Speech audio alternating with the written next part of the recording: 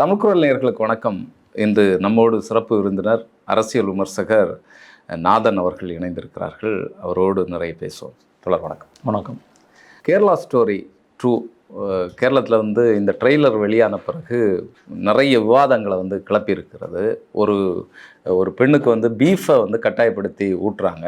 அது மாதிரி அவர்களை மதம் மாற்றி இந்த தீவிரவாத செயல்களுக்கு பயன்படுத்துகிறாங்க அப்படிங்கிற மாதிரியான செய்திகள் அதில் அடங்கியிருக்கிறது.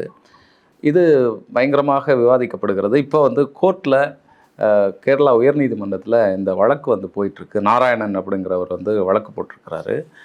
இந்த படத்தை நீங்கள் திரையிடணும், இங்கே கோர்ட்டில் கொண்டு திரையிடணும் அப்படின்னு சொல்லியிருக்கிறாங்க. திரையிட மாட்டோம் அப்படிங்கிறத திரைப்பட தயாரிப்பு நபர்கள் பேசியிருக்கிறாங்க. இன்றைக்கு மறுபடியும் அது விசாரணைக்கு வருதுன்னு நினைக்கிறேன்.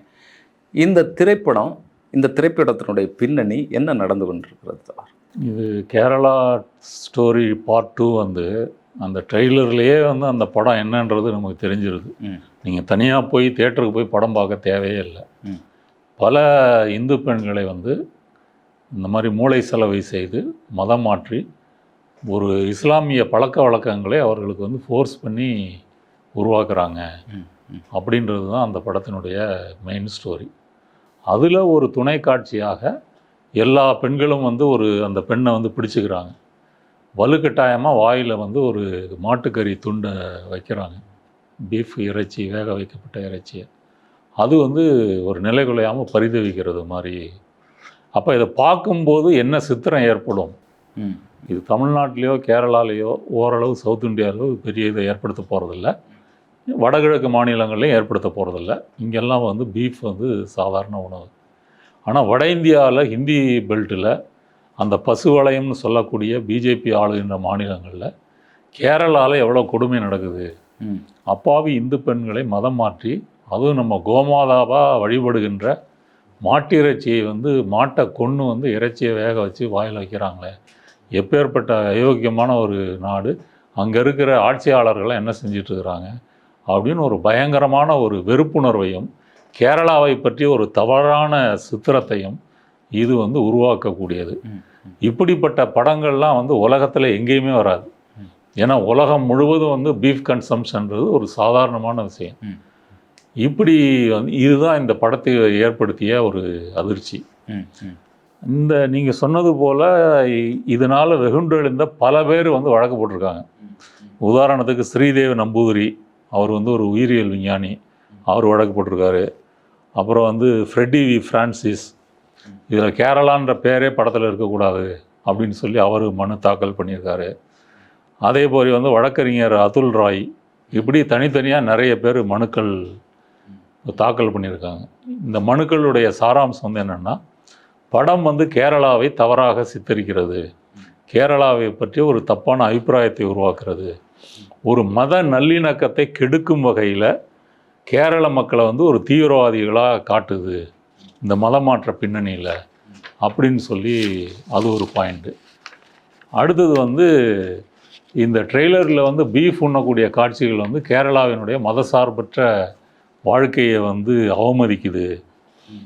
இது சென்சார் போர்டு இதற்கு தணிக்கை வழங்கியது அபத்தமானது, இது சட்டவிரோதம். சென்சார் போர்டு 1952 ஆக்ட் படி இது தப்பு அப்படின்னு சொல்கிறாங்க. இதெல்லாம் அந்த மனுக்களில் இருக்கக்கூடிய சாராம்சம். இந்த நீதிபதி முன்னாடி இது வருது. நீதிபதியே இதை கேட்குறாரு. இந்த குரியன் தாமஸ்ன்றவர், கேரளா மதசார்பற்ற மாநிலம், இங்கே மக்கள் முழு இணக்கத்தோடு வாழ்கிறாங்க, இது படம் தவறாக சித்தரிக்கிறது, மக்கள்கிட்ட பதற்றத்தை தூண்டும் அப்படின்னு அவர் சொல்கிறாரு. கலை சுதந்திரன்ற பேரில் கேரளாவை இழிவுபடுத்துறதை அவமதிக்க முடியாது அப்படின்னு சொல்லிட்டு இந்த படத்தை முழுக்க பார்க்கணும் அப்படின்னு சொல்கிறாரு. ஆரம்பத்தில் படக்குழு ஒத்துக்கிட்டு அதுக்கு பிறகு நாங்கள் காட்ட முடியாதுன்னு சொல்லியிருக்காங்க. இன்றைக்கி மீண்டும் அந்த வழக்கு விசாரணைக்கு வருது. இன்றைக்கி அது என்னன்னு தெரியும். படம் பார்ப்பாங்களா, என்ன உத்தரவு கொடுக்க போகிறாங்க அப்படின்றது நம்ம பொறுத்திருந்து பார்க்கணும். இது கேரளாவில் மட்டும்தான். மற்ற மாநிலங்களில் வெள்ளிக்கிழமை அந்த படம் ரிலீஸ் ஆக போகுது. கேரளத்தில் மட்டும் அப்போ தடையா? அது தெரியல. இப்போ இந்த வழக்கு கேரளாவுக்கு மட்டும் கொடுப்பாங்களா, இந்தியா ஃபுல்லாக கொடுப்பாங்களா அப்படின்றது ஒரு கேள்வி இருக்குது. இந்தியா ஃபுல்லானா அவங்களுடைய ஜூரி செக்ஷன் வந்து கேரளா மட்டும்தான். அதனால் இந்தியா முழுக்க வந்து கொடுக்க முடியுமா அப்படின்னு தெரியல. ஒருவேளை அப்படி கொடுக்குறதா இருந்ததுன்னா வந்து உச்சநீதிமன்றத்துக்கு ரெஃபர் பண்ணுவாங்க. ஆனால் எதாக இருந்தாலும் 27 வெள்ளிக்கிழமைன்றது இன்றைக்கி புதன்கிழமை, என்ன 2 நாள் தான் இருக்குது. அதனால் இந்தி பேசும் மாநிலங்களில் வந்து இது வெளியாவதற்கு நிறையவே வாய்ப்பு இருக்குது. இன்னும் வந்து இந்த பட வெளியீட்டுக்கு வந்து இடைக்கால தடை வந்து விதிக்கலை. இதுதான் இந்த வழக்கினுடைய ஸ்டேட்டஸ் கோவா. ஏற்கனவே திருவனந்தபுரத்தில் வந்து கடந்த முறை நடந்த சர்வதேச திரைப்பட விழாவில் பீஃப் அப்படிங்கிற ஒரு திரைப்படம், அந்த பேரை வச்சுருந்ததுனாலேயே அந்த திரைப்படத்தை வந்து அங்கே திரையிடக்கூடாது அப்படின்னு சொல்லி இங்கே மத்திய அரசாங்கம் வந்து தடை விதித்தது. அதுக்கு நிறைய போராட்டங்களை பண்ணாங்க. அப்புறம் வந்து கோர்ட்டுக்கு வந்து அதை வந்து திரையிட முடியலை. அப்போ ஒரு பக்கம் வந்து இந்த சுதந்திரத்தை வந்து அவங்களுக்கு சார்பாக பயன்படுத்துகிறதும், இன்னொரு பக்கம் வந்து தங்களுக்கு தேவையில்லைன்னு சொன்னால் அதை வந்து தடை விதிக்கிறதும், இப்படிப்பட்ட சூழல்கள் வந்து நிகழ்ந்தது. நீங்கள் படத்தை விடுங்க, பீஃபு வச்சுருந்தாருன்னு சொல்லி அந்த அக்லக்கை வந்து அடித்து கொண்டாங்க இல்லையா உத்தரப்பிரதேசத்தில். இப்போ வட இந்தியாவை பொறுத்த வரைக்கும் மாட்டு இறைச்சியை வந்து நீங்கள் வச்சுருந்தீங்க, இல்லை மாட்டை வந்து ஒரு பால் வியாபாரியை வந்து கொண்டு போகிறாரு விற்பனைக்கோ வியாபாரத்தில் வாங்கிட்டோ, அவரை அடித்து கொண்ட சம்பவங்கள்லாம் நடந்திருக்கு. பெஹ்லு கான், அதெல்லாம் பின்னாடி விரிவாக பார்க்கலாம். இது வந்து இதுவும் உலக நாடுகளில் இந்த காட்டு மிராண்டித்தனம் எங்கேயுமே நடக்காது. மாட்டுக்கறி வச்சுருந்தாருன்னு கொலை செய்கிறதோ, மாடு வாங்கிட்டு போகிறாரு அப்படின்றதுக்காகவோ இப்படி கொலை செய்யக்கூடிய காட்சி வந்து எங்கேயும் நீங்கள் பார்க்க முடியாது.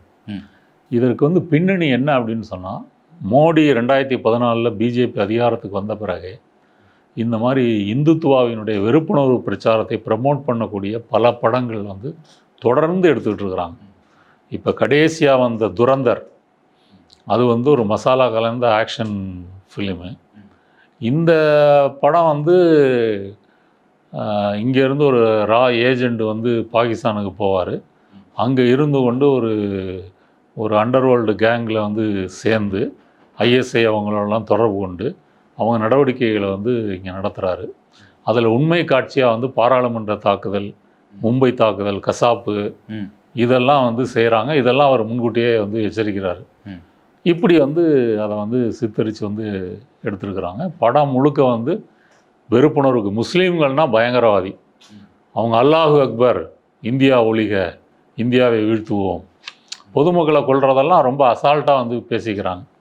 பார்க்கும்போது வந்து ஒரு முஸ்லீம் நாடு, ஒரு முஸ்லீம் என்பவர் வந்து அடிப்படையில் இப்படி தான் இருப்பான் அப்படின்ற சித்திரத்தை வந்து ஏற்படுது. இப்போ T20 வேர்ல்டு கப் வந்து மேட்ச் நடக்குது இந்தியாவிலையும் இலங்கையிலையும். பாகிஸ்தான் இந்தியாவில் விளையாடக்கூடாதுன்றதுனால அந்த குரூப் வந்து இலங்கையில் தான் விளையாடுறாங்க. அந்த குரூப்பில் ஒரு போட்டியின் போது, இந்தியா பாகிஸ்தான் போட்டின்னு தான் நினைக்கிறேன், குரூப்பு மேட்ச் நடக்கும்போது இந்த துரந்தரோட ரீரெக்கார்டிங் பின்னணி மியூசிக், தீம் மியூசிக் இருக்கு இல்லையா, அதை வந்து ஒலிக்க வைக்கிறாங்க. அப்போ வந்து ஐசிசி யார் இப்போ தலைவர்னா ஜெய்ஷா, அமித்ஷா மகன் வந்து தலைவர். அப்போ ஒரு நாட்டோட வந்து விரோதம் இருக்குது, இந்தியாவில் மேட்ச் நடத்த முடியாதுன்னு அங்கே போகிற ஆரம்பத்திலே பாகிஸ்தான் வந்து மேட்ச்சுக்கு வரலை அப்படின்னு சொல்லிட்டாங்க. நீங்கள் வந்து வங்கதேசத்தை புறங்கடிச்சதுனால நாங்களும் இந்தியாவை விளையாட மாட்டோம், இந்தியாவோட விளையாடலை அப்படின்னு சொன்னால் பல கோடி ரூபாய் வருமானம் போச்சு. ஏன்னா அன்னைக்கு வந்து நீங்கள் ஜியோ ஹாட்ஸ்டார் பார்த்தீங்கன்னா அந்த ஆப்பு மூலமாக மட்டும் 30 கோடி பேர் பார்த்துருக்காங்க. அது இல்லாமல் சேட்டலைட் டிவி சேனல் அதெல்லாம் தனி. நான் என்ன சொல்ல வரேன் அப்படின்னு சொன்னால், இப்படி ஒரு இன்டர்நேஷ்னல் ஈவெண்ட்லேயே இவங்க அதை வந்து கொண்டு போகிறாங்க அப்படின்னு சொன்னால், அப்போ வந்து பாலிவுட் என்பது வந்து ஒரு சங்கிமயமாக இந்துத்துவ படங்களாக வந்து வருது.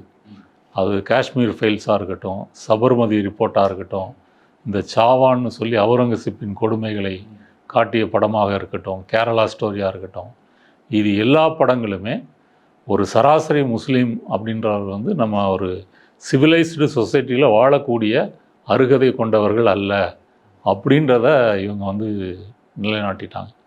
இந்த கேரளா ஸ்டோரி 1 கதையே இருக்கு இல்லையா, அந்த கதையே வந்து ஒரு அபாண்டமான ஒரு கதை. கேரளாவில் இருக்கக்கூடிய இந்து பெண்களை வந்து முஸ்லீம் இளைஞர்கள் மதம் மாற்றி சிரியாவில் இருக்கக்கூடிய ISISக்கு வந்து ரெக்ரூட் பண்ணுறாங்க. எவ்வளோ பெண்களை? 32,000 பெண்களை. இப்படின்னு சொல்லி ஒரு கதையை எடுத்துருக்கிறான், அதை வெளியிடுறான். அப்புறம் கேஸெல்லாம் போட்டோன்னே இது வந்து புனைவு தான், 32,000 எண்ணிக்கை வந்து உண்மை இல்லை அப்படின்னு டிஸ்க்ளைமர்லாம் வந்து போட்டாங்க. ஆனால் நீ ஏற்படுத்தின டேமேஜா இல்லையா? ஆமாம், நிச்சயமா. அதனால் அப்போ கேரளாவை பற்றி திரும்பவும் வட இந்திய மாநிலங்களில் என்ன சித்திரம் போயிருக்கோம்? கேரளாவில் வந்து முஸ்லீம்கள் வந்து கணிசமாக வாழ்கிறாங்க. மலப்புரம் இங்கெல்லாம் வந்து மெஜாரிட்டி வந்து அவங்க தான். திட்டமிட்டே அவங்க வந்து எப்படி இங்கே ராமதாஸ் வந்து நாடக காதல்ன்றதை முன் வச்சாரோ, தலித் இளைஞர்கள் வந்து சன்கிளாஸும் டிஷர்ட்டும் போட்டுட்டு ஜீன்ஸ் பேண்ட்டும் போட்டுட்டு இங்கே வந்து வன்னிய மற்ற ஆதிக்க சாதி பெண்களை வந்து கவருகிறார்கள் அப்படின்னு சொன்னாரோ, அதே இதை வந்து அங்கே மதத்துக்கு வந்து பொறுத்துறாங்க. உண்மையிலே கேரளா இந்தியா முழுக்க ISI போனது வந்து ஒரு 100% தான். அதில் கேரளாவோட எண்ணிக்கை வந்து ரொம்ப சொற்பம். அப்போ இதை வந்து இப்படி பூதாகரமாக இதை காமிக்க வேண்டிய அவசியம் என்ன? அதனால் வந்து நீங்கள் இப்போ இந்தியா முழுவதும் எடுத்துட்டிங்கன்னா முஸ்லீம்கள் வந்து ஒரு பொது சமூகத்தோடு கலந்து வாழ முடியாது. நம்ம இப்போ தமிழ்நாடு எவ்வளவோ முன்னேறி இருக்குன்னு சொல்லியிருக்கிறோம். இதே சென்னை மாநகரத்தில் நீங்கள் வீடு வாடகைக்கு கேட்கும் போது நீங்கள் முஸ்லீம் பேர் சொன்னீங்க அப்படின்னு சொன்னால் தயங்குவாங்க, உங்கள் வீடு கிடைக்கிறது கஷ்டம். ஒரு 5 உரிமையாளர்கள் 10 உரிமையாளர்கள் பார்த்தீங்கன்னா ஒருத்தர் ஓகே சொல்லலாம். வட இந்திய மாநிலங்களில் நீங்கள் 100 பேர் பார்த்தா கூட அங்கே வந்து கிடையாது. அப்போ பொது புத்தியில், இந்துக்களின் பொது புத்தியில் இந்த முஸ்லீம்களை பற்றி ஒரு தவறான சித்திரத்தை உருவாக்குவதை வந்து செய்யுது. இப்போ குஜராத்தில் வந்து இந்த திருமண சட்டம் பாஸ் பண்ணியிருக்கிறாங்க ஒரு 4 நாளைக்கு முன்னால் சட்டமன்றத்தில். பெற்றோர்களுடைய அனுமதி இல்லாமல் பதிவு செய்ய முடியாது திருமணங்களை. அதுவும் வந்து பக்கத்தில் இருக்கக்கூடிய அந்த பதிவு அலுவலகத்தில் தான் பதிவு பண்ணணும். அவர்கள் வந்து ஒரு பத்திரம் கொடுக்கணும் பெற்றோர்கள். இதெல்லாம் பின்னணியில் இருக்கிறது இந்த விஷயம் தானா? இந்த லவ் ஜிகாத் அப்படிங்கிற பேசக்கூடிய விஷயம். பெண்ணுடைய திருமண வயது வந்து 21 தானே. இப்போ 21 வயது ஆகிட்டா ஒரு பெண் வந்து யாரை வேணால் திருமணம் பண்ணிக்கலாம். அவங்க அப்பா அம்மா வந்து சம்மதம் இல்லைன்னா கூட இப்போ அதை வந்து மாற்றுறாங்க. அந்த ஃபண்டமெண்டல் ரைட்ஸை வந்து மாற்றுறாங்க. 21 வயது கழிந்து நீ கல்யாணம் பண்ணால் கூட உன்னுடைய கல்யாணத்துக்கு பெற்றோர்கள் ஒப்புதல் கொடுக்கணும்.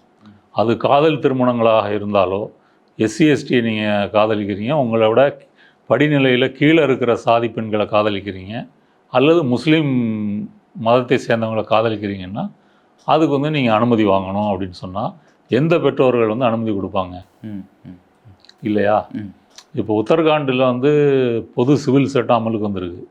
அங்கே லிவிங் டுகெதர் வந்து வாழ்கிறதே பதிவு பண்ணணும்னு சொல்லியிருக்கான். அப்போ பதிவு பண்ணணும்னு சொன்னால் நீங்கள் வந்து வெளி மாநிலத்தை சேர்ந்தவராக இருந்தாலும் இங்கே வந்து நீங்கள் பதிவு பண்ணி அதுக்கு ப்ரூஃப் கொடுக்கணும்.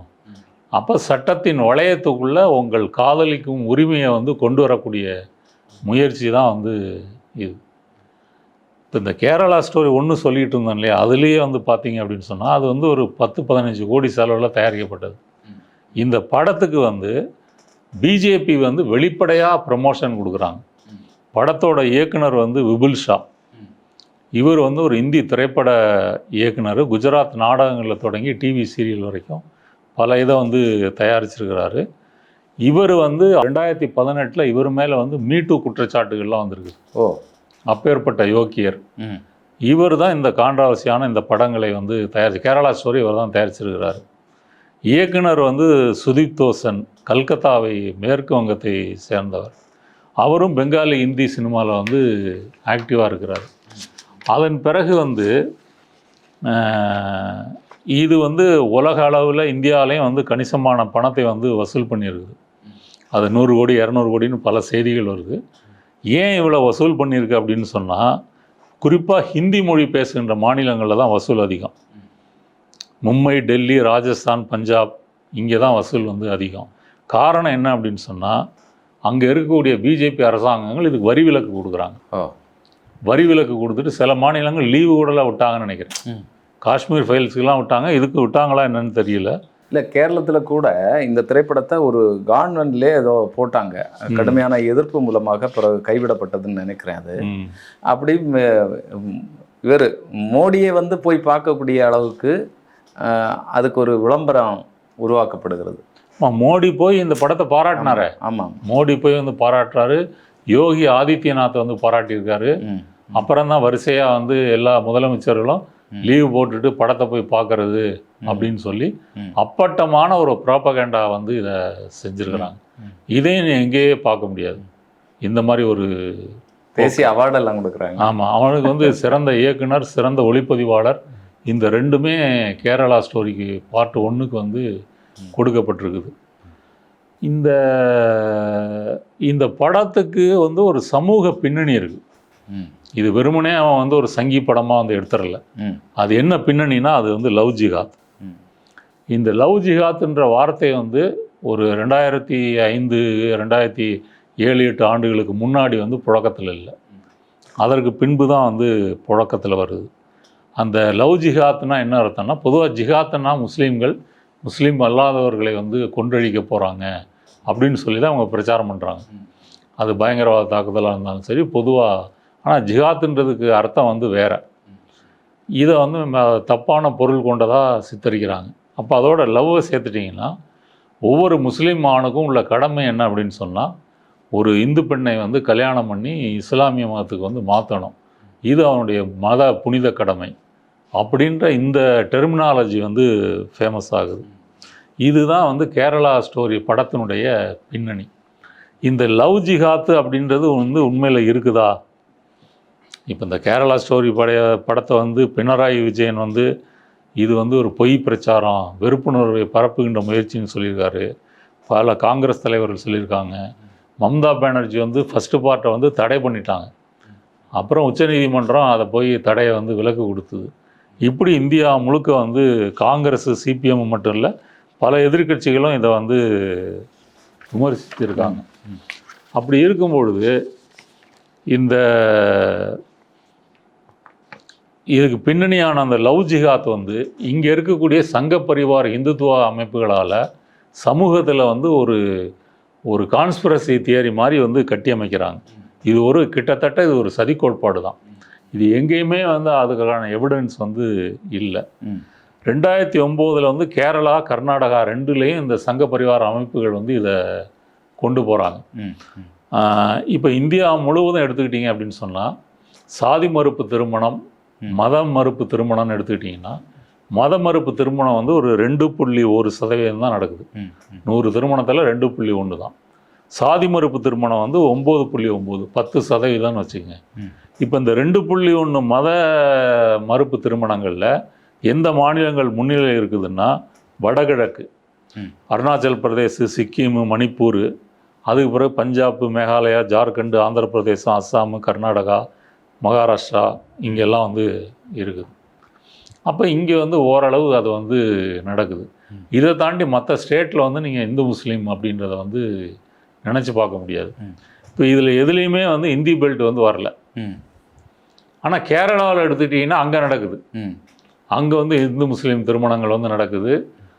தென் கேரளத்தில் வந்து இந்துக்கள் முஸ்லீம் பெயர்களை வைத்துக்கொள்வதோ, முஸ்லீம்கள் இந்து பெயர்களை வைத்துக்கொள்வதோ அது வந்து சர்வசாதாரணம், சகஜமான விஷயம். ஒரு சினிமா எடுத்துக்கிட்டிங்கன்னா அதில் வந்து முஸ்லீம் பாத்திரமோ, கிறிஸ்டின் பாத்திரமோ, இல்லை இயக்குனர் முஸ்லீமாக கிறிஸ்டினாக இருக்கிறதோ, இந்துவாக இருக்கிறதோ, இப்படிலாம் யாரும் பார்க்கறது இல்லை. கதை எப்படி இருக்குது, என்ன ஏது? இப்போ பழைய சூப்பர் ஸ்டாரான பிரேம் நசீர் வந்து யார்? அவரே ஒரு முஸ்லீம் தானே. அதனால் அங்கே வந்து அப்படி வந்து பார்க்கறது இல்லை. நம்ம தமிழ்நாட்டில் வந்து அந்த மாதிரி திருமணங்கள் வந்து குறைவு, சாதி மறுப்பு திருமணங்கள்லாம் நடக்குதுன்னாலும் இங்கே வந்து அந்த இந்து முஸ்லீம் அந்த அவங்க கட்டியமைக்கின்ற அந்த பொது புத்தியிலான சதி கோட்பாடு என்பது இங்கே வந்து குறைவு. இங்கே வந்து இல்லை அப்படின்னு வந்து சொல்லலாம். உதாரணம், நம்ம ஏற்கனவே பேசின மாதிரி வந்து சிறைப்படம் இங்கே ஓடி இருக்கு, அயோத்தியா படம் வந்து ஓடி இருக்கு.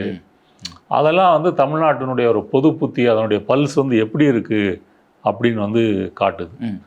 வட இந்தியாவில் இந்தி பெல்ட்டில் வந்து ஒரு முஸ்லீமான ஒரு இந்து பெண்ணை கல்யாணம் பண்ணிட்டாங்கன்னா பல மாநிலங்களில் வந்து அது கொலை நடந்திருக்குது, ஆணவ கொலை போல்.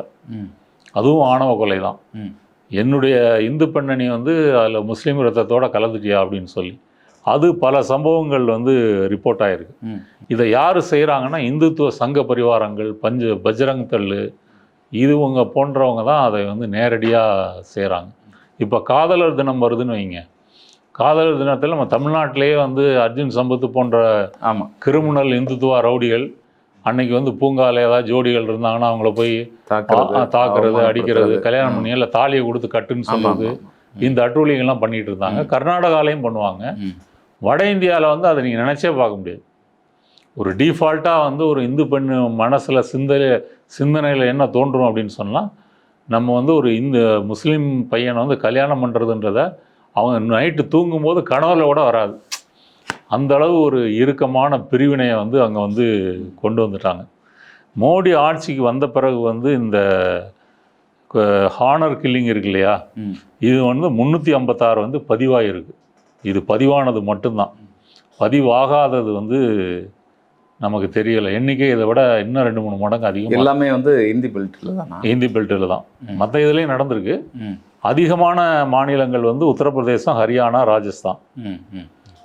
ஆமாம். ரெண்டாவது வந்து இந்த இஸ்லாம் ஃபோபியான்னு சொல்லக்கூடிய இந்த முஸ்லீம் வெறுப்புணர்வு, அவங்கள பற்றிய கட்டுக்கதைகள் வட இந்திய மாநிலங்களில் வந்து அதிகம். இந்த இஸ்லாம் ஃபோபியாவுக்குமே ஒரு வரலாற்று தொடர்ச்சி இருக்குது. முகமது நபிகள் தோன்றிய காலத்திலேயே இதை வந்து கொண்டு வந்திருக்காங்க. அப்போல்லாம் அது வந்து ஒரு ரீஜனல் வைஸாக இருந்தது. ஒரு 80கள் 90களுக்கு பிறகு வந்து இது உலகம் முழுவதும் வந்து பரவுது. எப்படி பரவுச்சுன்னு கேட்டிங்கன்னா, சோவியத் யூனியன் வந்து 70களில் ஆப்கானிஸ்தானை வந்து ஆக்கிரமிக்குது. ஆக்கிரமிக்கும் போது அங்கே இருக்கக்கூடிய முஜாஹிதீன் போராளிகள் இருக்காங்க இல்லையா, அவங்களுக்கு வந்து அமெரிக்கா, பாகிஸ்தான்லாம் வந்து சப்போர்ட் பண்ணுறாங்க. அமெரிக்கா தான் ஆயுதங்களும் பணத்தையும் கொடுத்து வந்து ரஷ்யாவை விரட்டணும், சோவியத் யூனியனை விரட்டணும் அப்படின்னு சொல்லி உதவி பண்ணுறாங்க. அப்போ என்ன செய்கிறாங்க, திட்டமிட்டு பாகிஸ்தானில் வந்து மதரசா கல்விகளை வந்து உருவாக்குறது, அதில் வந்து அவங்கள மதக்கல்வியை ட்ரெயின் பண்ணுறது, சவுதி வந்து இஸ்லாத்தை வந்து பரப்பணும்னு சொல்லி ஃபண்டு பண்ணுறது. அன்னைக்கு மேற்கத்திய ஊடகங்கள் வந்து இஸ்லாமிய போராளிகளையும் ஒரு போராளிகளாக, சுதந்திர போராட்ட வீரர்களாக சித்தரித்தாங்க. சரியா? பின்னாடி ஒரு 1990 அப்படியே பின்லேடன்லாம் அப்படி வந்தவர் தான். பின்லேடன்லாம் வந்து அந்த சவுதி அமெரிக்க முயற்சியினூடாக ஒரு போராளியாக வந்தவர் தான். சோவியத் யூனியனை விரட்டி அடிச்சிட்டாங்க. இப்போ இவங்க சோவியத் யூனியனை எதிர்க்கிறாங்கன்னு சொன்னால் ஒரு கம்யூனிச சித்தாந்தத்தை வந்து எதிர்க்கிற மாதிரியா, இல்லைன்னா எப்படி அவங்க கட்டமைக்கப்படல? கம்யூனிச சித்தாந்தத்தை தான் எதிர்க்கிறாங்க. அதை எதிர்க்கிறதுக்கு வந்து என்ன வேணால் செய்வாங்க. என்ன வேணால் செய்வாங்கன்னா அதில் பாதிக்கப்பட்டது ஒரு முஸ்லீம் நாடு. அப்போ முஸ்லீம் மதத்தை வந்து உசுப்பி விட்டு நம்ம ஜிகாத்து பண்ணணும், நம்ம மதக்கடமை, இந்த மாதிரி ஒரு அந்நிய நாடு ஆக்கிரமிச்சிருக்குது, இது உலகம் முழுவதும் உள்ள முஸ்லீம்களுக்கு வந்து ஒரு கடமை இருக்குது, ஆப்கானிஸ்தானை மீட்கணும் அப்படின்னு சொல்லி மதக்கல்வி, மத பிரச்சாரத்தை வந்து ரேடியோ, டிவி, துண்டு பிரசுரங்கள், பள்ளிக்கூடங்கள் மூலமாக அமெரிக்காவும் சவுதியும் வந்து கொண்டு போகிறாங்க. மேசிவாக கொண்டு போகிறாங்க. தீவிரமாக்கப்பட்டது அப்போ தான் ஆக்குறாங்க. நீங்கள் உதாரணத்துக்கு இந்த ரேம்போ ஃபர்ஸ்ட் பிளட் படம் வந்துச்சு. முதல் படத்தினுடைய கதை வந்து என்ன அப்படின்னு சொன்னால், அமெரிக்காவில் வந்து ஒரு உயிரை பணையம் வைத்து சண்டை போட்ட ஒரு அமெரிக்க வீரன் வியட்நாமில் சண்டை போட்டவன் திரும்ப அமெரிக்கா வரும்போது எப்படி புறக்கணிக்கப்படுறான், அவன் எப்படி தனிமையில் வாழ்கிறான் அப்படின்னு அவன் துயரத்தை பேசுகின்ற படமாக இருந்துச்சு. ஆனால் உண்மையிலே துயரம் வந்து வியட்நாம் மக்களுக்கு. இவன் கொன்னது, பாம்பு போட்டது, அழித்தது, அதுதான் வந்து அதை பற்றிலாம் ஹாலிவுட்டில் படம் வரல. இருந்தாலும் அந்த படம் வந்து இப்படி அமெரிக்க கண்ணோட்டத்தில் எடுக்கப்பட்டிருக்கு. அந்த ரேம்போ வரிசை படங்களில் ஒரு படம் என்னென்னா, சோவியத் ஆக்கிரமிப்பை எதிர்த்து ரேம்போ போராடுவார். அந்த படத்தில் வந்து இந்த முஜாஹிதீன்கள்லாம் இவருக்கு ஃப்ரெண்டு, இதே முஸ்லீம் முஜாஹிதீன். பின்னாடி என்ன ஆச்சு, 90களில் ஈரான் ஈராக்கோட பகைமை வருது. பகைமை வந்த பிறகு வந்து அப்புறம் வந்து அல்கைதா இதெல்லாம் தோன்றின பிறகு என்ன ஆகுது அப்படின்னு சொன்னால், அமெரிக்கா வந்து முன்னாடி ஒரு காலத்தில் இஸ்லாத்தை ப்ரமோட் பண்ண அதே அமெரிக்கா இன்னைக்கு இஸ்லாம் ஃபோபியாவை வந்து ப்ரமோட் பண்ணுது. முஸ்லீம்கள்லாம் பயங்கரவாதிகள், அவங்க நாகரிக சமூகம் கிடையாது, அவங்க வந்து பெண்களை அடக்கி ஒடுக்குவார்கள், அவங்க வந்து முஸ்லீம் நாடுகளில் பெண்களுக்கு வந்து உரிமை கிடையாது. ஆப்கானிஸ்தானில் பார்த்தீங்கன்னா தாலிபான்கள் ஆட்சியில் வந்து பெண்கள் வந்து பள்ளிக்கு போக முடியாது, அந்த மலாலான்ற பெண்ணை வந்து சுட்டுட்டாங்க, இப்படி சொல்லி இந்த இஸ்லாம் ஃபோபியா வந்து மேற்கத்திய நாடுகளில் வந்து பரவுது. அப்போ வெஸ்டர்ன் கண்ட்ரீஸில் ஒரு பொண்ணு வந்து ஹிஜாப் அணிஞ்சிட்டு போனாலே வந்து பார்ப்பாங்க பயங்கரவாதியாக. சில நாடுகள் ஹிஜாப் போடக்கூடாது அப்படின்னு சட்டம் கொண்டு வந்திருக்காங்க. அதன் பிறகு வந்து ஐஎஸ்ஐஎஸ் வந்து உருவாகுது. ஐஎஸ்ஐஎஸ் வந்து உருவாவதற்கு காரணம் வந்து அமெரிக்கா ஈராக்கை வந்து சீர்குலைத்து அங்கே அதில் இருக்கக்கூடிய சிலரை வந்து அப்படி ஒரு பயங்கரவாதிகளாக தள்ளுறதுக்கு காரணம் வந்து அமெரிக்கா. அப்போ ஐஎஸ்ஐஎஸ் வந்து முழு பயங்கரவாதமாக நான் தான் இஸ்லாமியுடைய காலிஃபெட்டுன்னு சொல்லி அறிவிச்சிட்டு பண்ணுறாங்க, ப்ரூட்டலாக கொலை பண்ணுறாங்க. கழுத்தறுத்து கொள்வது, வெளிநாட்டுக்காரங்களை கொள்வது, சரியாக தொலை தெரியலைன்னா கொள்வது, தாடி வைக்கலைன்னா கொலை செய்கிறது, இப்படி எல்லா வேலைகளையும் பண்ணிகிட்டு இருந்தாங்க. இப்போ இந்த ISIS எல்லாம் வந்த பிறகு வந்து இவனுடைய பிரச்சாரம் இன்னும் அதிகமாகுது. அப்புறம் மேற்கத்திய நாடுகளில் வந்து மைக்ரண்ட்ஸ் இருக்காங்க இல்லையா, ஆமாம், அதில் குறிப்பாக முஸ்லீம் மைக்ரண்ட்ஸ் வந்து குறி வைத்து தாக்கப்படுவது, அவங்க புறக்கணிக்கப்படுவது, அவங்களுக்கு வீடு மற்ற வசதிகள் கொடுக்கப்படாமல் இருக்கிறது, இது வந்து அதிகமாகுது. அப்போ இந்த சமூக பதட்டத்தின் காரணமாக சிலர் வந்து இந்த பயங்கரவாத அமைப்பில் சேர்றாங்க. அவங்க சில நாடுகளில் வந்து பயங்கரவாத செயல்களில் ஈடுபடுறாங்க. ட்ரக்கு ஓட்டிட்டு வந்து கொலை செய்கிறது, அப்படிலாம் பாரிஸில் எங்கேயோ நடந்துச்சு இல்லையா. அப்போ இதெல்லாம் நடந்த பிறகு அந்த இஸ்லாம் ஃபோபியா இன்னும் அதிகமாக வந்து நடக்குது. இதனுடைய பின்னணியிலெல்லாம் இப்படிப்பட்ட கதைகள் இருக்கு, கதைகள் வந்து இருக்கு. அப்போ இது இந்தியாவை பொறுத்த வரைக்கும் வந்து இது இப்போ இந்த 9/11 தாக்குதல் இருக்கு இல்லையா, அமெரிக்காவில் ட்வின் டவர் தாக்குதல் பண்ணாங்களே 2001, அதுக்கு பிறகு இந்த இஸ்லாம் ஃபோபியா வந்து உச்சத்தை தொட்டுருச்சு. அதனுடைய விளைவு தான் ட்ரம்ப் முதல் டேர்ம் பதவியேற்ற பிறகு முஸ்லீம் நாடுகளுக்கு நான் விசா கொடுக்க மாட்டேன்னு ஒரு 6 நாடுகளுக்கு பேன் பண்ணார். இன்றைக்கி அவர் முஸ்லீம் நாடுகள் அப்படி தான் பார்க்குறாரு. இது ட்ரம்ப் மட்டும் இல்லை, ஒரு சராசரி ஒரு அமெரிக்க குடிமகனோ ஐரோப்பிய குடிமகனோ இஸ்லாமிய மதத்தை வந்து அப்படித்தான் வந்து பார்க்குறாங்க. அப்போ இந்தியாவிலையும் இந்த இஸ்லாம் ஃபோபியான்றது ஒரு பீக்கில் இருக்குது. ஏன் அப்படின்னு சொன்னால் RSS வந்து நேர்மறையாக அதனுடைய கொள்கை ஒன்றை கூட சொல்ல முடியாது.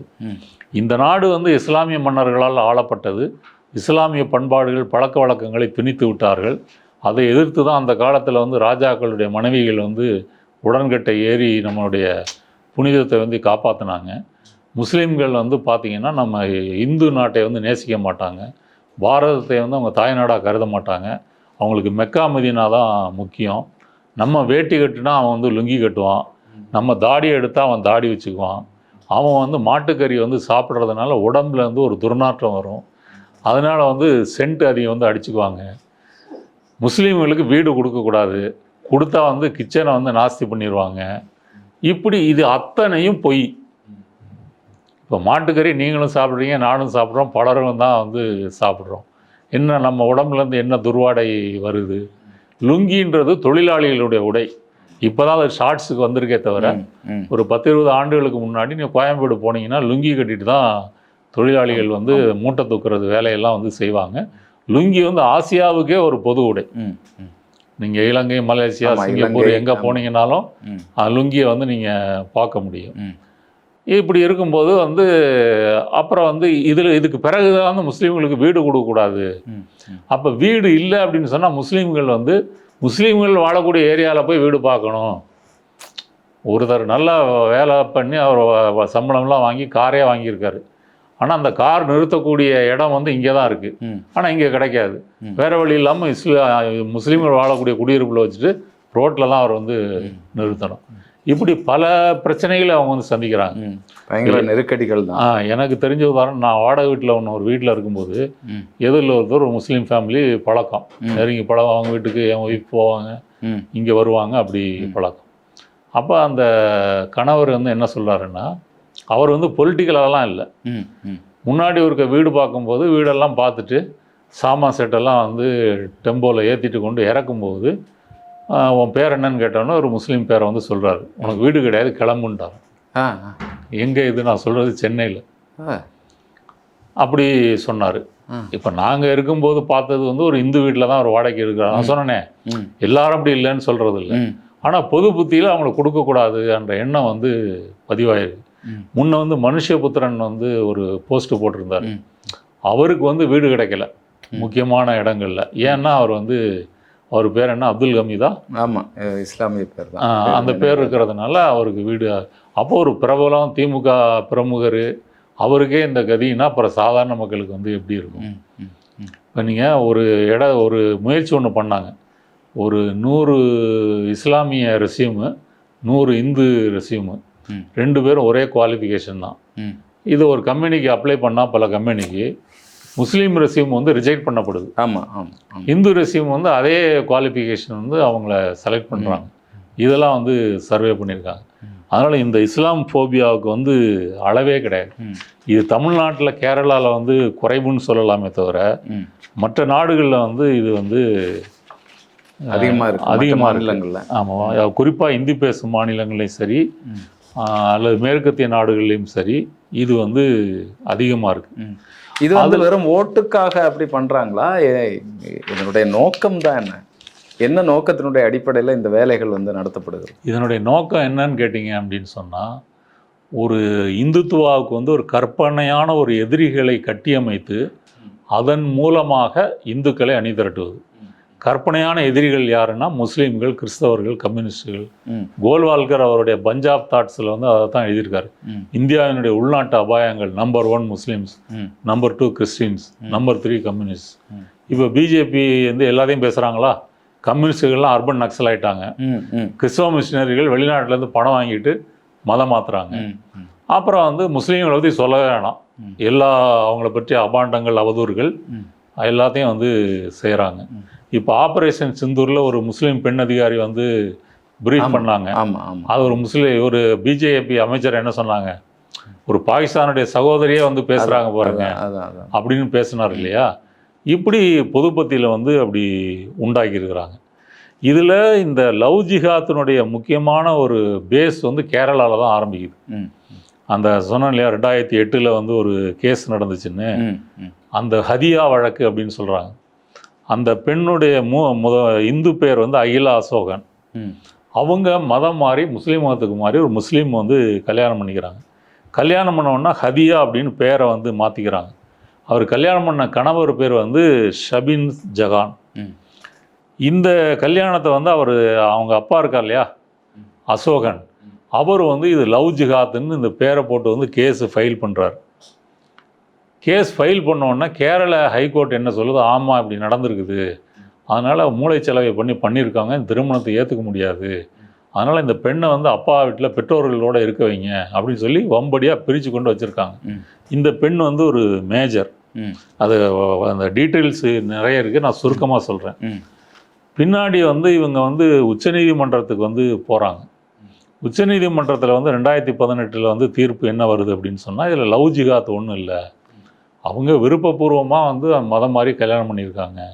இது என்ஐஏயும் விசாரித்தாங்க, தேசிய புலனாய்வு. ஆமாம், அவங்களும் விசாரித்து லவ் ஜிஹாத்தெல்லாம் ஒன்றும் இல்லை அப்படின்னு சொல்லிட்டு சந்திரசூட்டும் தீபக் மிஸ்ரா 2 பேரும் வந்து உயர்நீதிமன்றத்தை வந்து கண்டித்து எப்படி நீங்கள் இது மாதிரி ஆர்டர் போடலாம் அப்படின்னு சொல்லி அதை வந்து ரத்து பண்ணுறாங்க. ரத்து பண்ணிவிட்டு அவங்க கணவர் கூட அந்த பெண்ணை அனுப்பி வைக்கிறாங்க. அப்போ அவங்க சொன்னது வந்து கேரள உயர்நீதிமன்றம் ஹதியா மற்றும் ஷபின் ஜகானின் திருமணத்தை ரத்து செய்யக்கூடாது, இது அதிகாரிகளை மீறியது. ஹதியா தனது வாழ்க்கையை எப்படி வாழ வேண்டும் என்பது அவருடைய சொந்த தேர்வு. வயது வந்தவராக அவருடைய துணையை தெரிவு செய்வதற்கு அரசியலமைப்பு சுதந்திரம் வந்து அவருக்கு இருக்குது. ஹதியா நீதிமன்றத்தில் தான் ஆஜராகி தன்னுடைய திருமணம் சொந்த விருப்பத்தில் தான் நடந்துச்சுன்னு உறுதிப்படுத்தியிருக்கிறாரு. அவருடைய பர்சனல் லிபர்ட்டியை வந்து நம்ம ஏற்றுக்கொள்ளணும், மதிக்கணும். உயர்நீதிமன்றம் அதனுடைய அதிகாரிகளை மீறி வந்து திருமணத்தை ரத்து பண்ணியிருக்குது. அடுத்தது வந்து ஹதியாவினுடைய தந்தையின் கட்டுப்பாட்டில் வைக்கப்பட்ட இழந்த மாதங்களை திரும்ப பெற முடியாது. 2-3 வருஷம் இருக்கிறாங்க. அது வந்து ஒரு மிக தவறான ஒரு முன்மாதிரி. ஒரு குடிமகனின் சுதந்திரமும் கண்ணியமும் நீதிமன்றத்தினுடைய அவமதிப்புக்கு வந்து உள்ளாயிருக்கு. இப்படி பெற்றோர்கள் பேரில் வந்து ஒரு தனிநபரை வந்து இது மாதிரி சிறை மாதிரி வந்து வைக்க முடியாது, இப்படி காட்டமாக வந்து சொல்லியிருக்காங்க. இது எந்த அளவுக்கு நீண்டு போகும் அப்படிங்கிறதெல்லாம் பொறுத்திருந்து தான் பார்க்க வேண்டியதாக இருக்கிறது. உங்களுடைய வருகைக்கும் நேரத்திற்கும் மிக்க நன்றி. நன்றி.